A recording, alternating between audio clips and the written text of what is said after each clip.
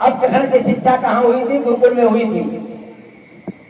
गुरुकुल, जहाँ गुरु रहते थे, गुरु का परिवार, जो शिष्य होते हैं उन्हें सब वो परिवार होता है, इसलिए उसे कहते थे गुरुकुल या ऋषिकुल। भगवान राम कहाँ पढ़े थे? ऋषिकुल में, वशिष्ठ ऋषि के कुल में, परिवार में। और राम पढ़े संदीपन गुरु, संदीपन ऋषि के आश्रम में। आप कहाँ पढ़ रहे हो?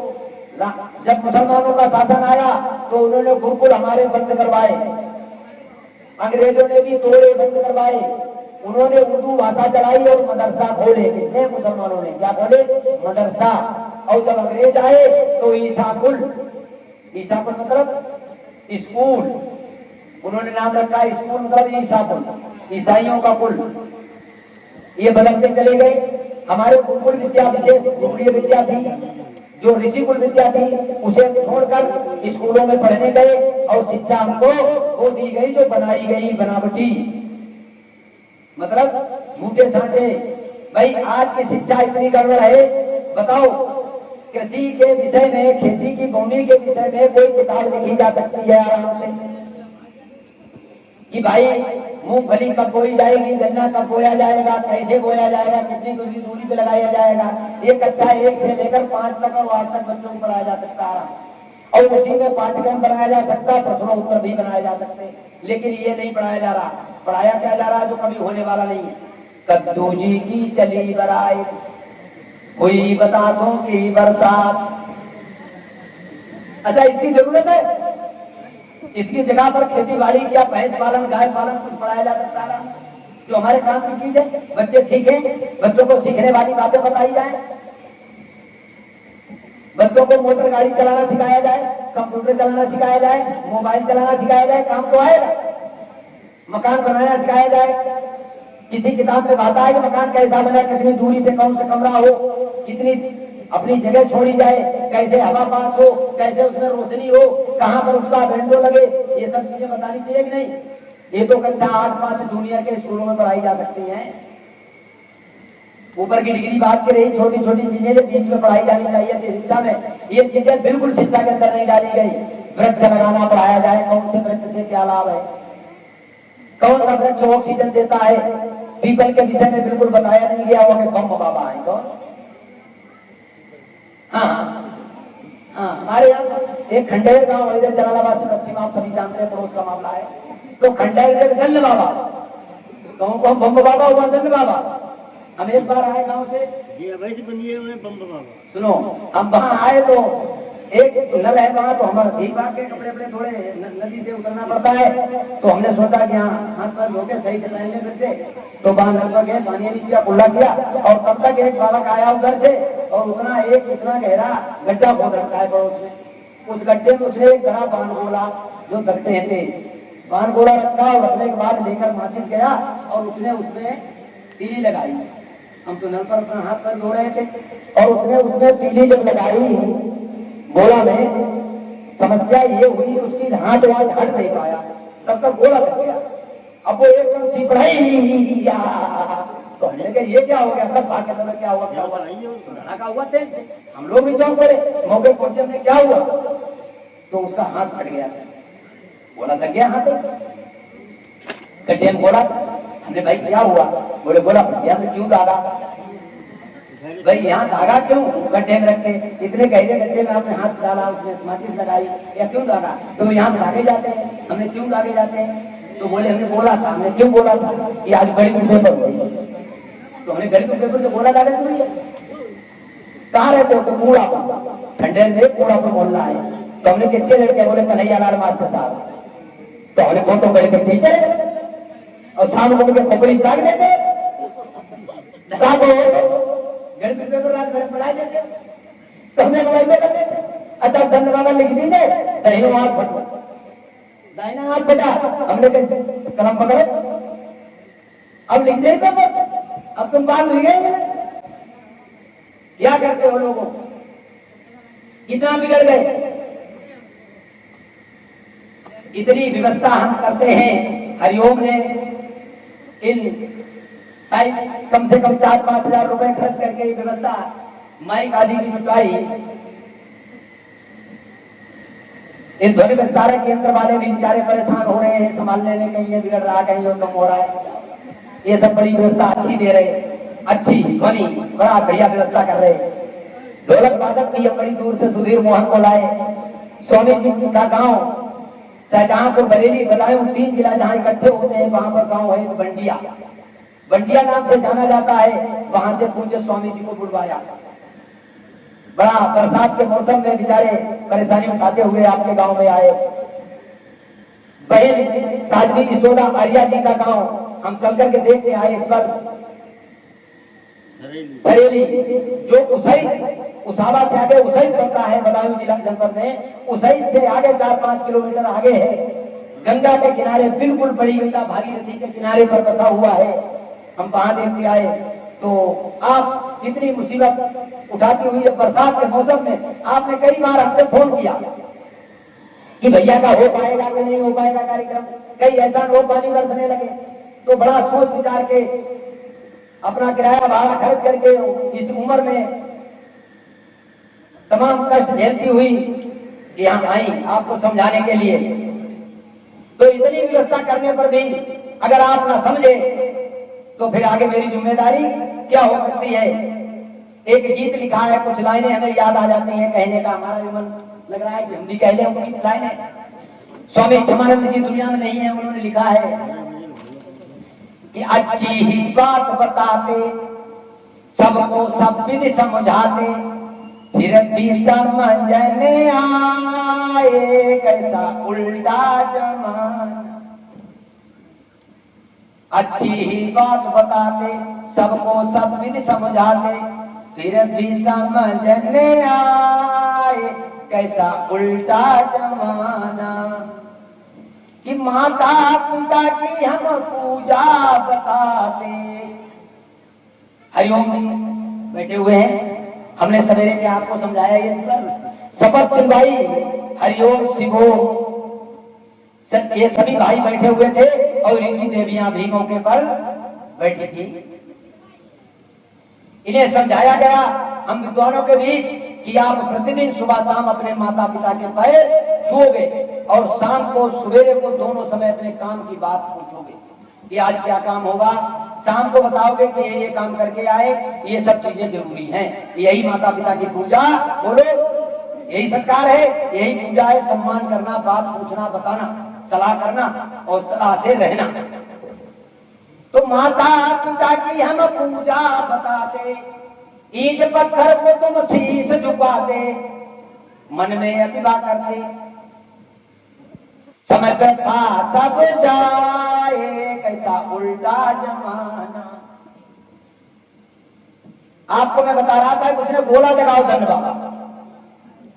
एक घटना और बताएं। एक व्यक्ति एक डिब्बा से दूध दिया, एक 50 ग्राम का दूध उसे साइकिल खड़ी की और डिब्बे से भर लिया। 50 ग्राम का डिब्बा, वो छोटा सा बर्तन होता है 50 ग्राम वाला, वो भर लिया दूध। एक पीपल के पास एक पत्थर रखा जल पर, उस पत्थर के ऊपर उसने दूध गिरा दिया। अब क्या पता, तुम लोग तो कहते चढ़ाया, हम तो कहते गिराया। गिरना नीचे को, चढ़ना ऊपर, मानते हो? और सीढ़ी से कोई ऊपर के लिए चढ़े तो कोई चढ़ रहा है, और नीचे तो कहेगा गिर रहा है, उतर रहा है। लेकिन दूध कैसा होता, चढ़ता है कि गिरता है? भाई नीचे को जाता है, ऊपर को तो नहीं जाता। ऊपर को जाना चढ़ना कहते हैं, नीचे को गिरना कहते हैं। तो दूध गिरा दिया उस पत्थर के ऊपर और दोनों हाथों से इधर उधर जड़ पकड़ ली पत्थर उसकी पीपल, और जड़ पकड़ के माथा टेक दिया उस पर पत्थर। जब माथा टेका तो हम पीछे से गए, उसकी गर्दन पकड़ ली। हमने कहा उठ, तो बोला क्या हुआ? तो हमने कहा इसमें मुंह क्यों मारना, किससे झगड़ा हुआ? पत्नी से हुआ या भाई से हुआ या किसी बच्चे से हुआ, किससे हुआ? तो बोले झगड़े का हुआ। तो हमने, तो मूड किसमें सर क्यों मार रहा है पत्थर में, यही मरने को जगह मिली तुझे? तो बोले अच्छा तुम्हें दिखाई नहीं पड़ता? तो हमने दिखाई क्यों नहीं पड़ता, दिखाई नहीं पड़ता तुझे बता नहीं क्यों? अरे हम तुझे बचा रहा, तुम मार रहा है, हम मूड नहीं मार रहे, हम इसके पैर छू रहे। हमने अच्छा इनके पैर यहाँ पड़े और फिर दूध क्यों डाला इस पे? तो बोले दूध खाने को पिलाया ही। हमने किसे पिलाया? बोले बाबा जी को। नहीं, बम्बा बाबा का जन्म बाबा। हमने अच्छा ये बताओ, मोट है कायम नहीं, दूधो भैया बोले तो माथो भैया मान लो, विचार करो ना, ये विचार नहीं है। तो माता पिता की हम पूजा बताते, ईंट पत्थर को तुम शीश झुकाते, मन में अतिवाह करते, समय प्रथा सब जाए, कैसा उल्टा जमाना। और सुनो, हम कहते देवी घर वाली, हम कहा ये सब देवियां हैं, सबके नाम के आगे देवी लिखा भी जाता। अब तो एक आध लड़की कुछ और लिख देती है। एक बेटी आई, हमने क्या नाम बोले, रवि सिंह, सविता सिंह। अच्छा, ये सब देवियां लिखती है ना। तो हम कहते देवी घर वाली, तुम कहते पुन्नागिरी वाली। हम तो कहते देवी घर वाली है, देवत्व जिसके अंदर हो देवी है। हम कहते इनकी पूजा करो, तुम उन्हें पूजन चल देते। हम कहते देवी घर वाली, तुम कहते पुन्नागिरी वाली। पहाड़ों पर जा चढ़ते, मुसीबत कितनी सहते, पहाड़ों पर जा चढ़ते, मुसीबत कितनी सहते, और पैसा प्रथा सब जाए, कैसा उल्टा जमाना। हम जब घर पर जाते हैं तो मेरी माँ तुरंत पूछती है कि बेटा कोई मुसीबत तो नहीं हुई, कहां से आए। और दादी तो जब तक जीवित रही तब तक तो बड़ा जाते थे, तो पास बैठो है, पास कहीं दूर नहीं, पास में आओ।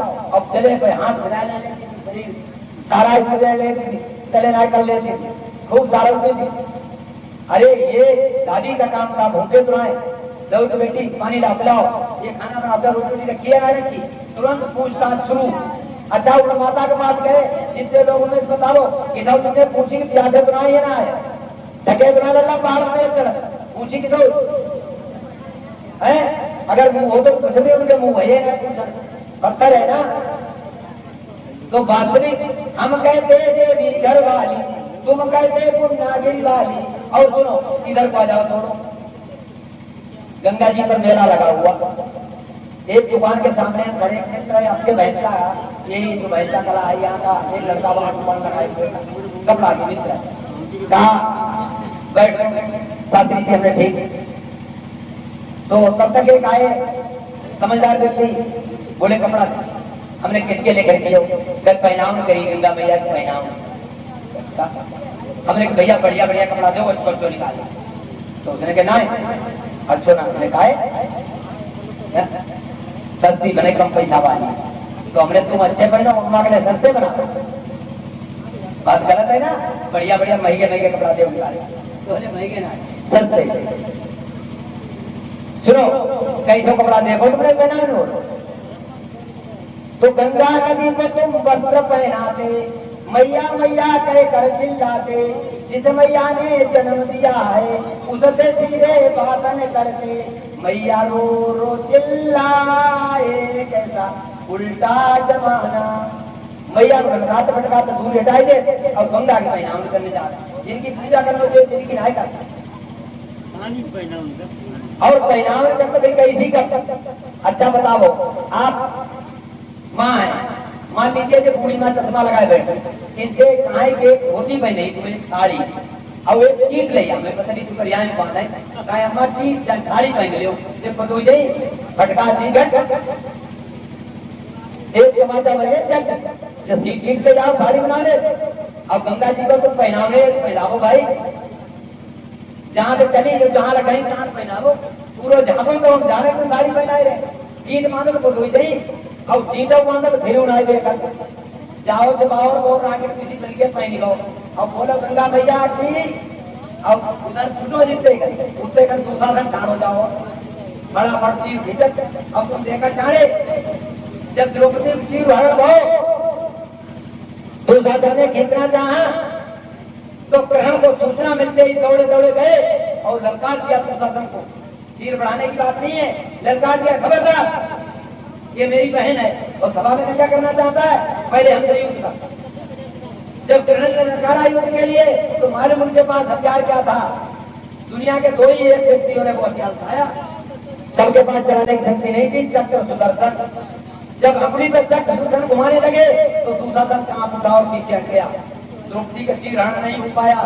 समझो, कृष्ण ने रोका और आज तुम मैया में चीर पहनाओ, साड़ी पहनाओ और दूसरा सब तुमसे कहीं चल, तुम रोकत ना रोको, खिंच गो तुरंत इकट्ठे हो पहन गई, पहनाओ बहुत अच्छी पहनावट करी। तब ये सब गलतियां कर रहे हो, इन गलतियों को छोड़ने का प्रयास करो, वास्तव में अच्छाई कराओ। हमारे पुरखों ने क्या किया वही करो। राम ने यज्ञ किए, यज्ञ की रक्षा हेतु विश्वामित्र राम को वन को लेकर गए। कृष्ण ने भी यज्ञ किए, बड़े बड़े यज्ञ किए और करवाए। महाभारत पढ़ के देखो, राजसू यज्ञ युधिष्ठिर जी करते हैं कृष्ण के बलबूते पर, और कृष्ण पूरा सुझाव वहां देते हैं और ब्रह्मा की पद ग्रहण करते हैं यज्ञ में। ब्रह्मा कौन था राजसू यज्ञ में? युधिष्ठिर के यहाँ कृष्ण थे। आप बताओ, आप अगर राम और कृष्ण के अनुयायी हो तो तुम भी यज्ञ करो और संध्या करो। रामायण में बाबा तुलसीदास भी लिखते हैं कि विगत दिवस गुरु आए सपाई, संध्या कर न चले दो भाई। क्या लिखते हैं ना? तो प्रतिदिन संध्या करो, प्रतिदिन हवन करो, राम कृष्ण की संतान हो, आप सभी आर्य हो और आर्यावर्त देश हमारा है। एक बार हमारे साथ जयकारा लगाने का काम करेंगे। बोलो मर्यादा पुरुषोत्तम श्री रामचंद्र की, धर्म संस्थापक श्री कृष्णचंद्र की, महर्षि देव दयानंद की जय आर्य। तुम लोग कहो जय आर्यावर्त, बोलो एक बार नारा, जय आर्य, जय आर्य। हम पुनः आर्यावर्त बनाएंगे, धरती पर स्वर्ग सजाएंगे। ये 2 अरब वर्ष पुरानी सृष्टि है और 5000 वर्ष महाभारत के बाद, यानी सर्वप्रथम हमारा पहला अगर कोई राजा हुआ तो मनु हुए, जिनकी पत्नी शत्रुपा थी। उनको समय हुआ है मनु के काल को, याद रखो 1,96,08,53,124 वर्ष हुए। इतने पहले राजा मनु हुए और अंतिम राजा अगर कोई हुआ तो महाभारत का अंतिम राजा जन्मेजय। मनु से लेकर जन्मेजय तक कार्यों का चक्रवर्ती सम्राट रहे। पूरे विश्व पर शासन, पूरे भूमंडल पर शासन आर्यों का रहा। और फिर अगर आर्यों का साम्राज्य आएगा, जिस दिन आर्य प्रधानमंत्री बनेगा उस दिन नक्शा वही आएगा कि हमारा पूरा विश्व हमारे अंदर आएगा। पूरे विश्व को हम प्रेम पूर्वक अपना बनाएंगे और पूरे दुनिया पर स्वर्ग सजाएंगे, पूरी दुनिया को स्वर्ग समान बना देंगे, पूरी दुनिया सुखमय जीवन जिएगी। इसलिए हम पुनः याद करें कि आर्यावर्त बनाने का, तो आर्यावर्त बनाने के लिए पहले हम अपने को पहचाने और अपने को आर्य कहना शुरू करें। हम सभी आर्य हैं। इति ओम सम। अपनी बात को यहीं से विराम देता हूँ और पूज्य बहन जी के लिए आमंत्रित करता हूँ।